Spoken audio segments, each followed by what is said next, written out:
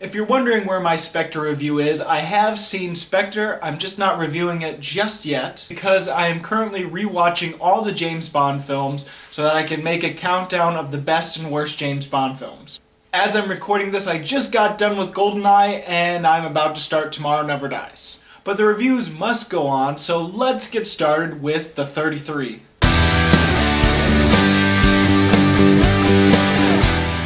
As you're probably fully aware, this movie is based off of a true story of these 33 miners that get trapped in a mine.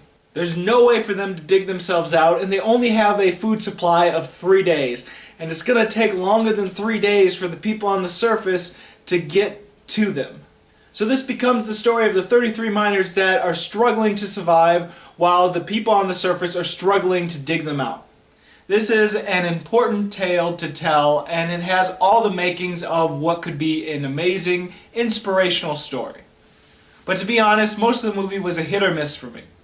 As far as acting goes, most of them were good or serviceable. There's a few that weren't as good as the rest.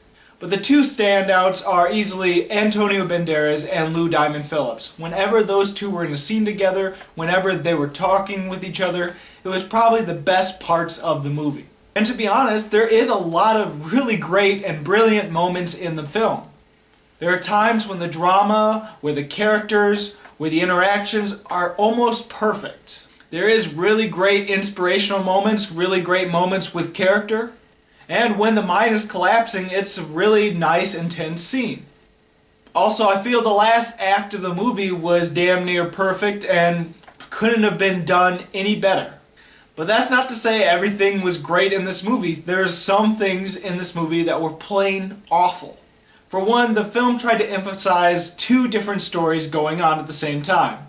It wanted to tell the story of the miners trapped in the mine, as it should, but it also wanted to tell the tale of the families trying to get them out and trying to convince the company to get them out. But despite the movie's really long runtime and the fact that they're trying to tell the stories of both what's going on the surface and what's going on below in the mines, neither of them feel like they're fully fleshed out or done to the greatest potential they could have been.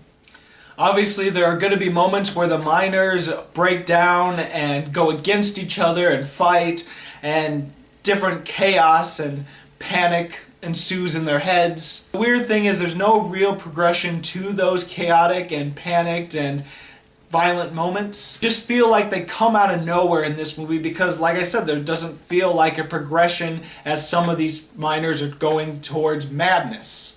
Also, there's a lot of comedy thrown in there to try to make some moments lighthearted, but a lot of it fails for me.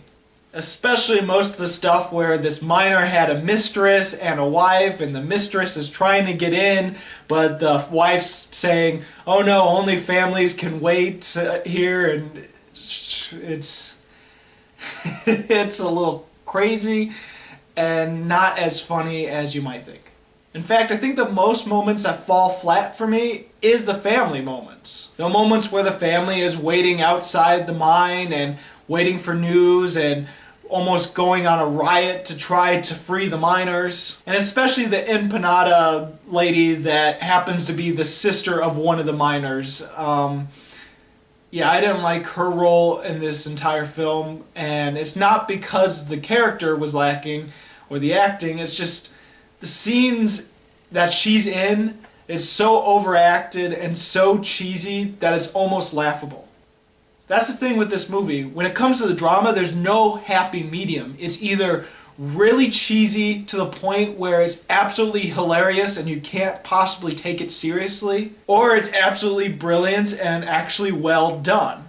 There's no happy middle, and that's one of the disappointing things for this movie is because some scenes are absolutely great while other scenes are absolutely terrible. And it's not a really good balance either. In the end, I think this is an important movie to tell. It's a nice story, it's inspirational, the end is perfect. There's some really great acting with Antonio Banderas and Lou Diamond Phillips. They're really good together. I think there's some moments where the drama is brilliant, especially with Antonio Banderas and Lou Diamond Phillips. And I ultimately wasn't completely bored throughout the movie, but at the same time I was disappointed because I was hoping for something better. This could have been something like The Martian, where all these obstacles happen and this person is trying to escape. Well, in this case, 33 people, and they're just trying to survive and wait for rescue to come. This could have been a little bit of a Martian deal, but it's really not. But because it's true moments of brilliance, I can't give it a really bad score, so I'm going to give the 33 2 stars. So have you seen the 33? What did you think about it? Go ahead and comment. If not, what is your favorite movie about people struggling to survive? As always, this is Bruce Gifford, and this was just my opinion.